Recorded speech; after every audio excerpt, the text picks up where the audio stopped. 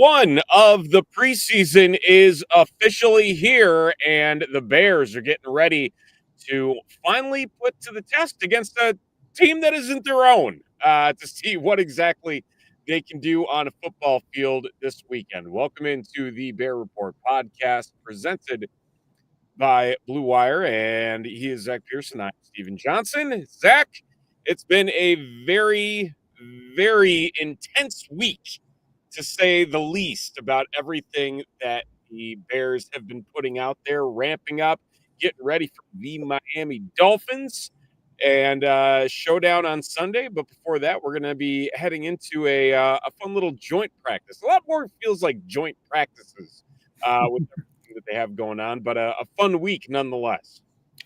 Yeah, that's kind of the new trending thing in the NFL is joint practices, and honestly, rightfully so, because like now we're hearing more and more coaches say that they get more from these practices because they can essentially control the situations. They don't have to worry about their quarterbacks getting hit in live action. They're not like officially replacing preseason games, but they're kind of on their way to at least a portion of the preseason games. I mean, we'll get more into that later on who we expect to play and whatnot. But yeah, day 12 of Bears practice, open to the media, officially in the books. And it's been kind of an interesting week here with everything that's gone on. And, you know, of course, Caleb Williams in the news again, and, you know, some tough practices for the Bears in terms of live tackling and hitting. And we'll cover all that here on this episode. That we will.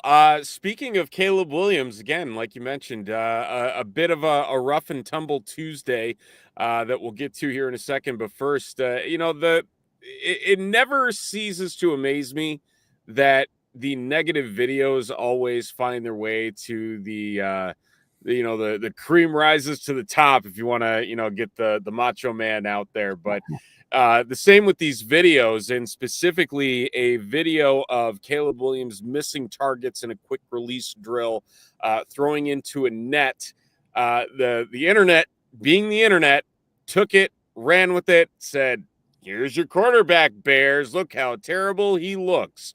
He can't even hit a target on a net." And showing Williams reacting pretty strongly about missing throw after throw after throw, and coming out. And really, the first, I don't even think he got the full question at the podium before he knew exactly what was coming up about asking about that drill and what specifically was going through his head.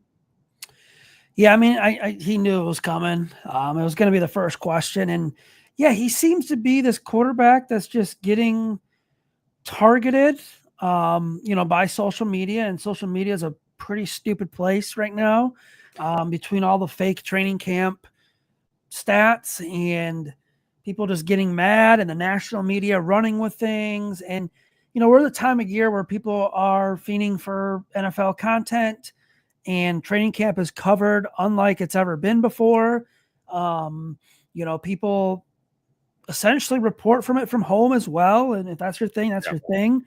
But yeah, it just kind of seems like every time something negative with Caleb Williams comes out, or it's an interception or a bad throw like you saw in Family Fest, you know, it just takes off, and it's local, it's national, it's other teams, fans.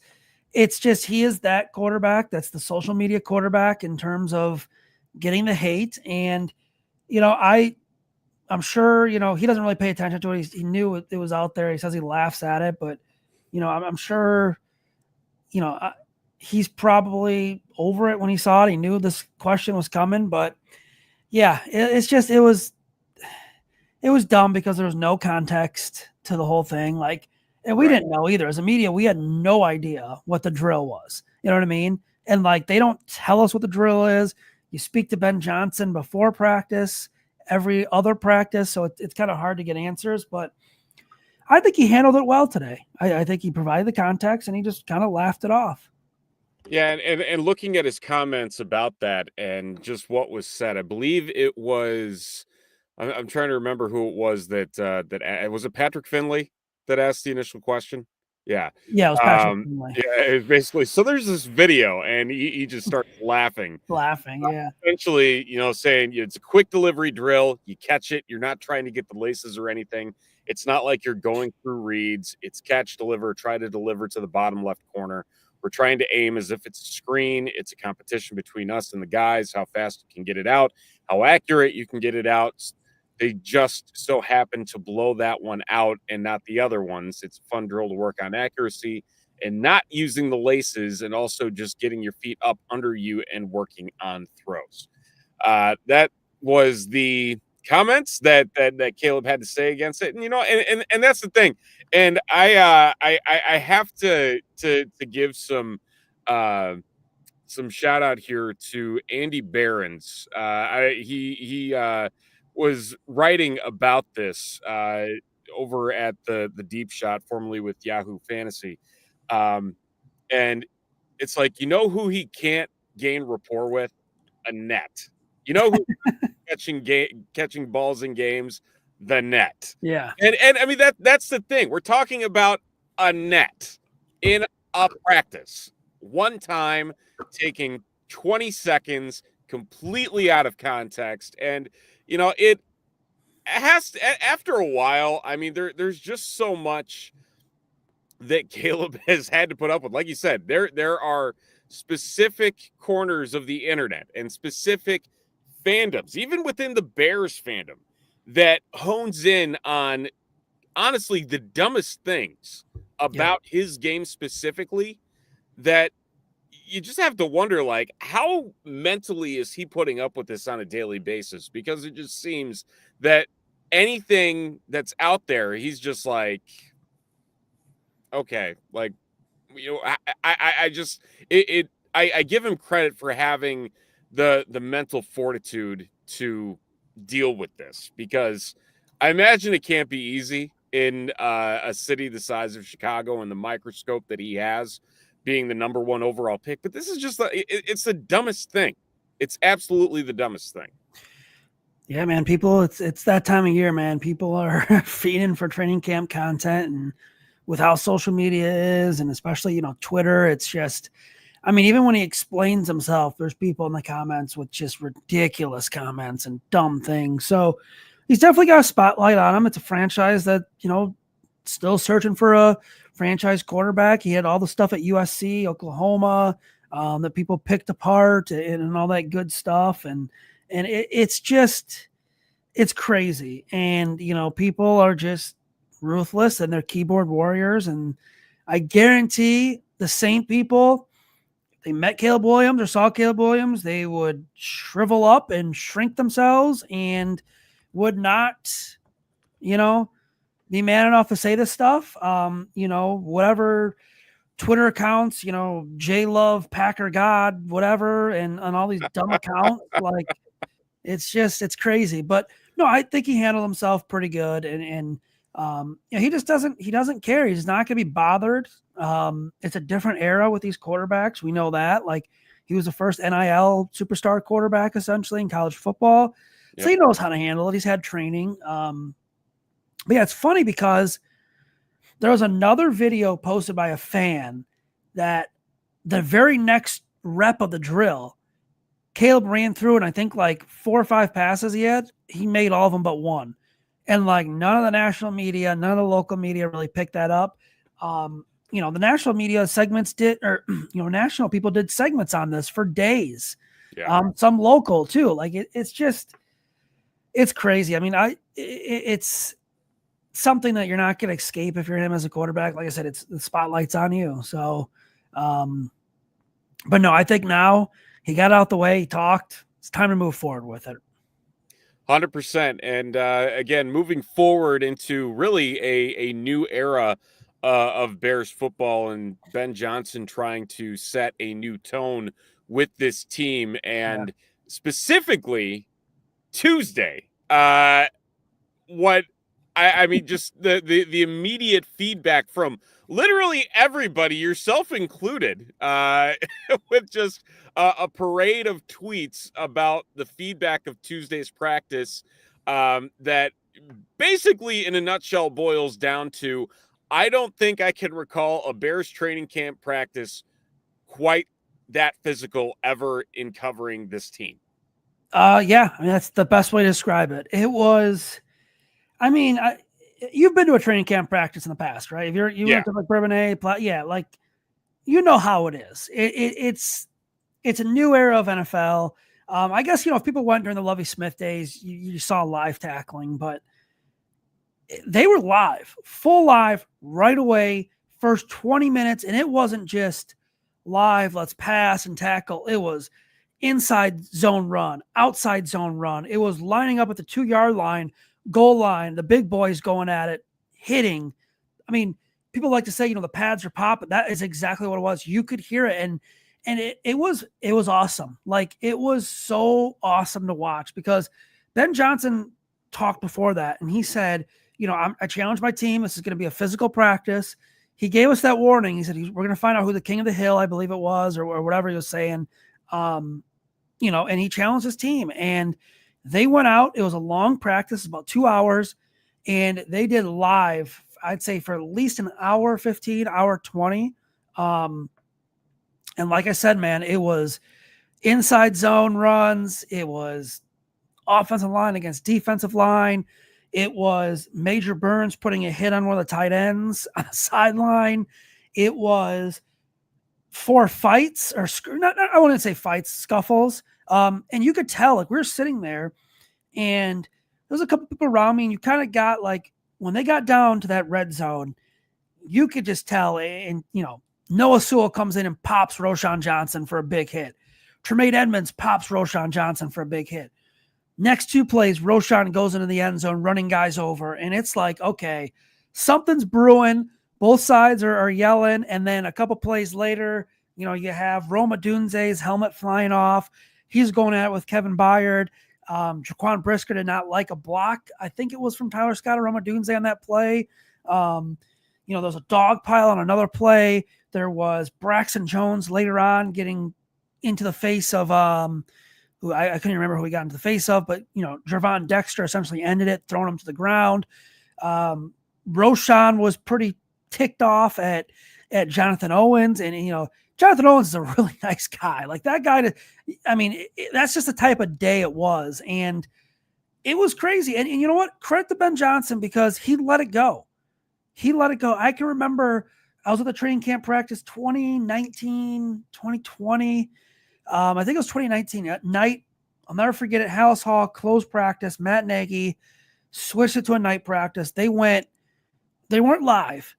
And Kyle Long essentially took exception to rookie Jalen Dalton, whatever he did. Long either took off his helmet or Dalton's helmet and started swinging at him. And then Long threw up on the sidelines. That was crazy. I remember, I think my very first time at training camp, not doing this full time, one of my very first practices, getting a pass. I want to say, I believe it was the day that Martellus Bennett and Kyle Fuller got into it. Oh, yeah, I remember that. That's kind of what this reminded me of, but that got out of control. This never got out of control. And I hate to be like a meatball, but it was football. It was awesome to see. And you could tell you're at the point of training camp where you're tired of hitting the same guys every single day. You have to hit someone else. You know what I mean? Like Right. It was just awesome. And ultimately, the feedback from the players afterwards seemed to be really strong as well, especially when you have some guys on your team specifically. And I know that Tyreek Stevenson was one of the players that met with the media afterwards. And as we all know, doesn't always make the best decisions on a football field. And so having that opportunity to chirp and to get a little bit more intense for him, I kind of like the fact that they're, not only raising up the intensity, but at the same time, maybe even helping them get it out of their system. So then when it is all systems go and they get the green light and they are facing another team, you're maybe not as prone to doing the boneheaded mistakes that you would elsewhere. And that's a big thing because you want to, again, raise that intensity. And that's the thing I love about getting Ben Johnson in here, because coming from that experience that he coached in Detroit with Dan Campbell. I mean, that's an intense environment. Yeah. Plain and simple, as an intense Yeah. environment, and you can clearly see a lot of that is transferred over in what Ben Johnson is trying to do in setting that tone, and that being the last day of install, really, to put everything into motion. Like you said, the red zone opportunities and just the smash mouth type football to really get the team jacked up. And on a high note, more than anything, with the fact that the Miami Dolphins are coming into town tomorrow, Yeah. and now all of a sudden, are we going to see that same intensity? Or are we going to see it maybe a little bit more barriered in terms of the attitudes, and maybe not as I'm trying to think of the best way to put it. I guess disciplined. Yeah. Well, I mean, you see these joint practices like today. Well, yesterday, recording this on Thursday, Mike Vrabel dives into a pile because Travion Henderson took someone to the ground. Like when you're doing these joint practices, the intensity is amped up because you're going against someone else. Starters probably not playing in the preseason game, or veterans, I'd say at least, are not playing the preseason games, which is kind of trending. It just depends. But no, I mean, I'm with you, man. Like it was cool to see because you also have to think of it from this way. You got guys in the heat. You got guys battling, trying to make each other better. They're going at it every single day. And you essentially take the handcuffs off and say, all right, this is the game. Go at it right here. And there's also a mutual respect with it as well. Braxton Jones got into it with some defensive linemen, got taken to the ground. After practice, he went over as they're huddling up and shook the defensive line's hands. It's just, DeAndre Swift, Jonathan Owens, or DeAndre Swift threw a football at Dio DeBingo's face mask after a play, and I'm sure they're fine. Roshan said, it's just football. There's a respect to this whole thing. So, yeah, it's just you had to hit someone. That's kind of what it was. And also, we should, mention, like, outside of that Sunday performance from the Bears offense, I thought they won 2 out of the last 3 practices against the defense. And I think Dennis Allen and the defense said, all right, enough's enough. We've been winning a lot of these practices. We're going to hit you. But, it was big boy football, man. And it was like I said, so it was a community day too. So there wasn't a lot of people there. And the community was, little kids and football teams and things like that. Violence. Yeah, which, you know what? Honestly, that's the practice to be at. They were lucky because we have not seen anything like that. Like I said, I've been doing this since 2017, 2016. I've seen them go live probably once, and that was in Bourbonnais for like one practice, but it was live periods. Okay, we're doing a live period here. We're gonna take a little break, do a 11-on-11 regular, and then another live period. This was straight live, except for special teams and maybe 1 or 2 7-on-7s. But yeah, I'm curious how Friday's going to go because, Miami Dolphins, they got a lot of question marks. They've been kind of labeled as, a soft team by the national media, and they're going to come here and they're going to try and turn up a little bit, amplify things a little bit. And, I wouldn't be shocked if we had some skirmishes or scuffles. I can't remember last year if we had one with the Bengals. I do know Bengals lost 2 players to like season-ending injuries because of the rain. The field conditions weren't great, but we'll see. I don't know if they'll go full live like they did the whole practice, but there'll probably be some live action. Yeah, it should be a good test to start ramping things up. And it's interesting because all things considered, for what both the Bears and the Dolphins have done in the offseason, there's a lot of similarities to what the team specifically focused on in ramping up their 2025, specifically the trenches, and the fact that both the Dolphins and the Bears really investing heavily in the offensive and defensive lines.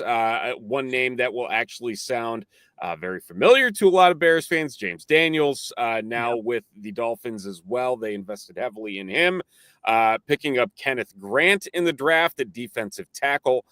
So there are going to be a lot of spotlights on the younger players on the Miami defensive line that frankly underperformed last year. And they had some solid edge guys, but it's going to be a good test specifically for the rebuilt Bears offensive line and how well Joe Tooney and Jonah Jackson and the rest of that line is going to, come together and, play well. Or will they play well, I guess. And we'll see the same thing out of Braxton Jones, who, getting that first track at the left tackle spot, which I don't think was a shock to anybody.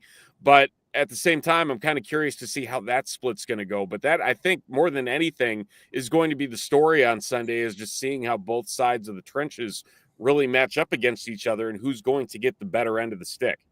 Yeah, I mean, even Friday too. We'll see the Bears offense will get to go against the Miami Dolphins defense. The Dolphins defense will get to go, or Dolphins offense will get to go against the Bears defense. So it's going to be a good test. And yeah, I'm curious how much the Bears starters or veterans are going to play, because they just had that physical practice Tuesday.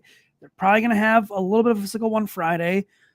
How does Ben Johnson play this? Does he rest the starters or the veterans? I don't think we're going to see DJ Moore. I don't think we're going to see Grady Jarrett, guys like that, Montez Sweat. I think we'll see more of that week 2 against the Bills, because Ben Johnson's mentioned these joint practices a few times as extra reps in the preseason. Yep. And you have some battles too. Braxton Jones and Ozzie Trapillo. I think it's wise to get both of them out there. And you can also do that with Tyson Bagent or Case Keenum if you don't want to play Caleb Williams. So it's not like they're missing a lot of reps. It's just going to be interesting to see. If I were to bet right now, I think if the starters do play, like the main ones, I think it'd be like a series. I don't Just see one. it more. Yeah, I don't see it more than that. Wow.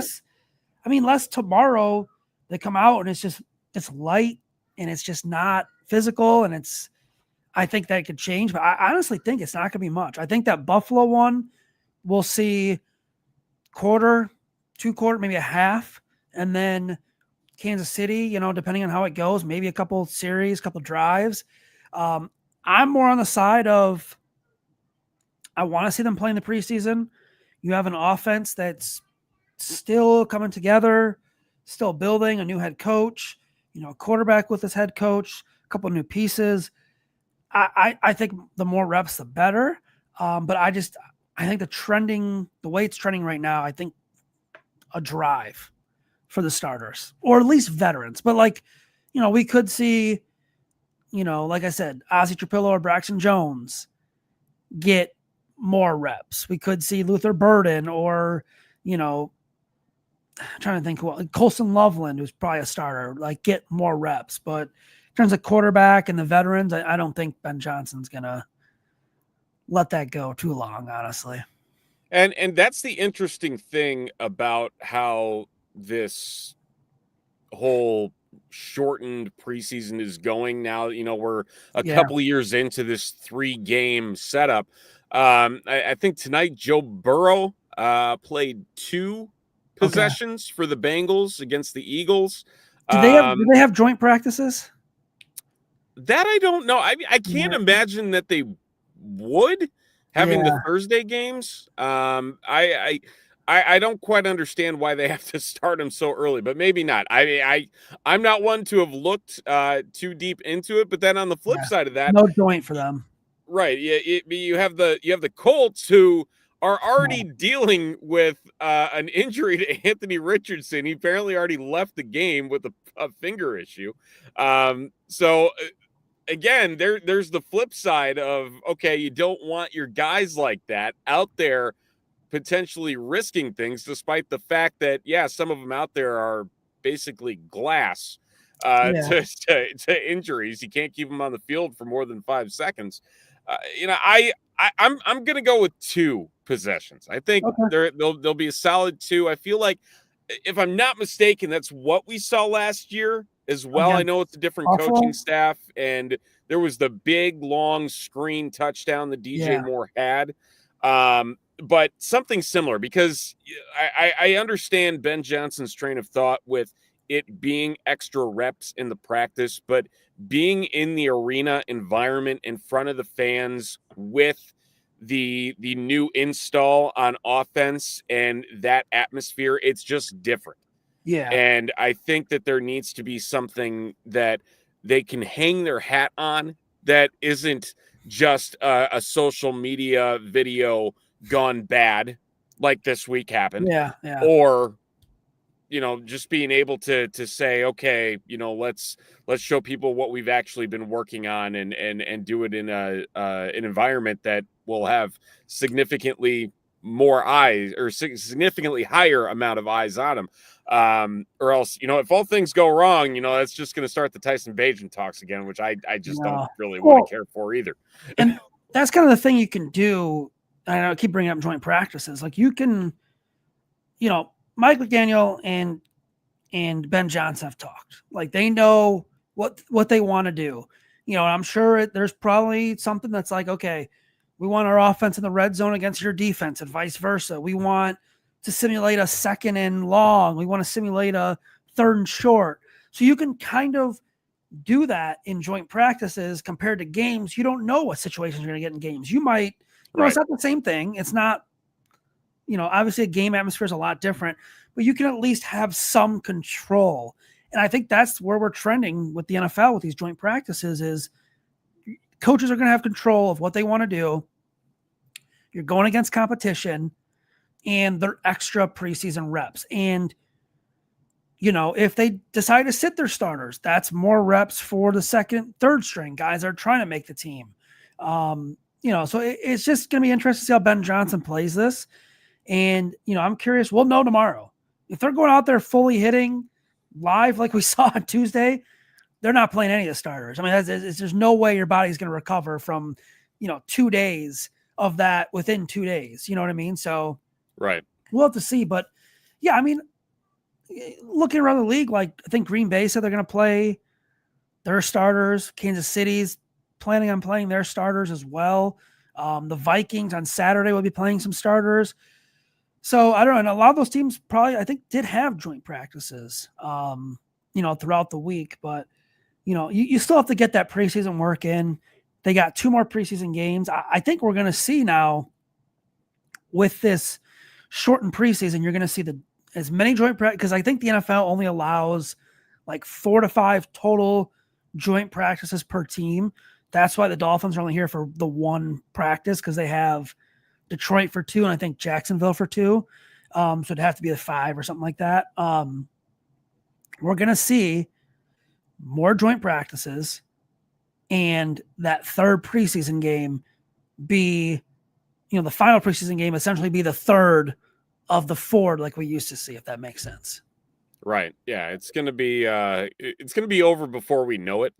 More than anything else, with the way that everything is set up. But again, the Bills, coming into town, probably getting 2 joint practices out of them, really leading up into that. And again, I'm curious if there are any issues with the install and getting out there, if that is going to trigger Ben Johnson to say, okay, they do need a little bit more time out there as the first string offense, just to make sure that they are working out all of these issues and not just having to think like, we'll just keep doing it at practice and it'll be fine. And I mean, again, it's a different environment. It's a different mindset to have guys out on the field in an NFL stadium around fans versus the practice. And I think we've seen that time and time again throughout the years. And especially with what the Bears' issues have been. Ben Johnson said after Sunday's Family Fest, delay of games, we have to address this. They had 3 delay of games, 2 delay of games. They had something like that. Yeah. Tuesday, they had 3. So, or whatever it was. If it was 2 Sunday, it was 3 Tuesday. If it was 2 Tuesday, it was 3 Sunday, whatever. Like you have to be able to work on that too. And that's, not always fixable in joint practices. Preseason games would definitely help with that. The stadium, the environment, the noise, getting up to speed. Plus, I kind of want Caleb Williams to feel a little pressure. Like I don't want him to get hit. I want him to keep clean, but it's different. Like, in joint practices, they're not gonna hit the quarterback. But like trying to simulate that pressure as much as you can. And the Bears are doing that. Like We've seen 7-on-7 today. They had 3 guys run up full speed, not full speed, but run up, stop, put their hands up, and he had to face quote unquote pressure. So I kind of want to see Caleb Williams feel that in a real game as well. But yeah, it will be interesting to see how they kind of play this thing overall. And in terms of the Dolphins, there's some interesting players you get to match up with, and test. Obviously, Tyreek Hill, if he's going to play, and Tua, what do they got? But they're an interesting team as well, because I do feel like they got that quote unquote soft label to them early on, especially after what happened last year. Yeah, a lot of speed, maybe not so much the toughness. You got Jalen Waddle, Devin Achane there as well. So, for a run and gun defense like Dennis Allen is putting together that focuses on athleticism, this is a good test because they're going to be flying around the field. I think that you're going to see that even past the first string, where there are going to be a lot of opportunities for this defense and guys that may or may not be on the bubble to show off that sideline to sideline athleticism and speed. That's just the way that this team works. And there's specific ways to attack offenses like this. And I think, the Mike McDaniel shtick is teetering. It's a hot seat item right now because, again, it's not a team that's found much success past the regular season so far, but it got a lot of hype early on. It's going to be a matter of you've got an offense and you have a coaching staff coming in knowing they need results, and you have a defense coming in and an offense coming in arguably that needs to show some improvement with a brand new staff and a fan base that is getting tired more than anything else. So it's interesting dynamics that really it's two different teams, one that's shown the up and up to an extent and the other that hasn't, but they both are like same goals, same understanding. And I mean, this point in the year, a lot of teams can say the same exact thing, but specifically to this, it just feels like there's a little bit more urgency in their own regards to how these teams are going to enter week 1 of the preseason. Yeah. And, with the Dolphins, like you said, future Mike McDaniel, the future of front office, this is a very important season, and how they approach this preseason and try to get things right is going to be something important for them. But, for the Bears, you're looking at, it's be the first chance we get to see Ben Johnson in a game and how he coaches a little bit. It's different preseason, regular season, but we're going to get some tendencies and kind of what to expect for the regular season, as close as you can. So it's going to be exciting. And dude, it's football. It's on our TV. We can't really complain. So it's another step forward to the regular season. So in your mind, what is the one player on the Bears with the most to gain on Sunday, looking at all the current setups from the first depth chart? The most to gain? The most to gain. Yeah, I mean, I look at that defensive back battle, with Nahshon Wright and Tyreek Stevenson. They listed Stevenson as a starter. Obviously Jalen Johnson would be the starter if he's healthy. I think Nahshon Wright, a good game, a good performance in joint practices could open up some eyes. I think that's kind of one thing I'm looking at.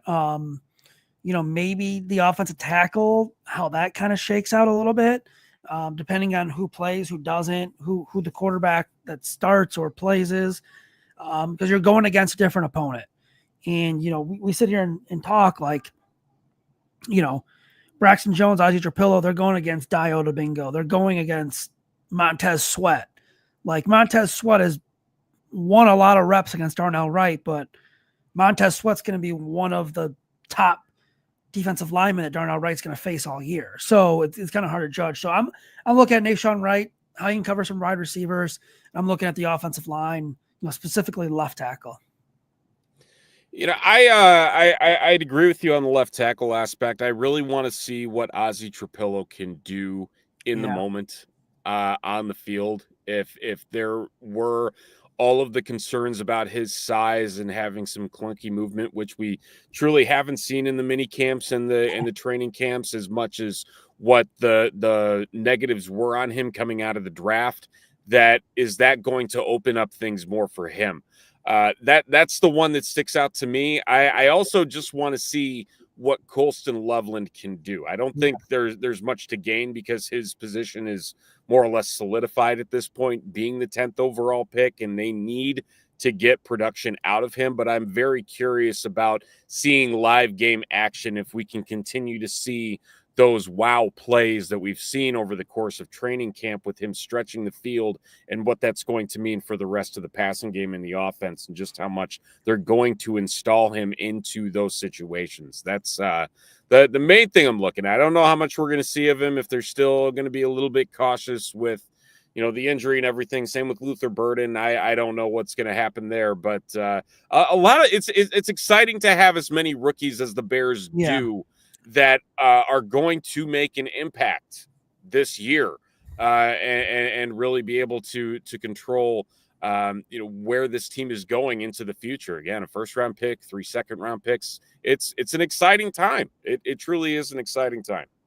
I would like to see Loveland and Burton get some reps out there on Sunday. I think that would be very beneficial for both of them, and see what they can do. But yeah, I mean, we'll have, when regular season comes around, we're going to have guests on to preview these opponents. Preseason, it's still preseason for us too. But we'll go through the full rundowns when it comes time for regular season and break it all down. But yeah, I'm excited, man. Football's pretty much here now. Yes, we are less than 72 hours away from the Bears taking the field for preseason game number 1. It'll be here before you know it. We'll be here to recap that week 1 game against the Miami Dolphins, preseason week 1, and see what exactly they did come out on the field with, and the good, the bad, the ugly. I'm sure there'll be plenty in all columns ready to discuss and break down after the game, as they then turn their attention to the Buffalo Bills in preseason week 2. But that's going to do it here for this episode of the Bear Report podcast. We appreciate all of you tuning in and listening or watching over on YouTube. Be sure to check out thebearreport.com, as well as the Facebook and wherever you listen to podcasts across Apple Podcasts, Spotify, and all other providers. For Zach Pearson, I'm Steven Johnson. We'll talk to you after Sunday's Fun Day game, Bears versus Dolphins. Take care, everybody.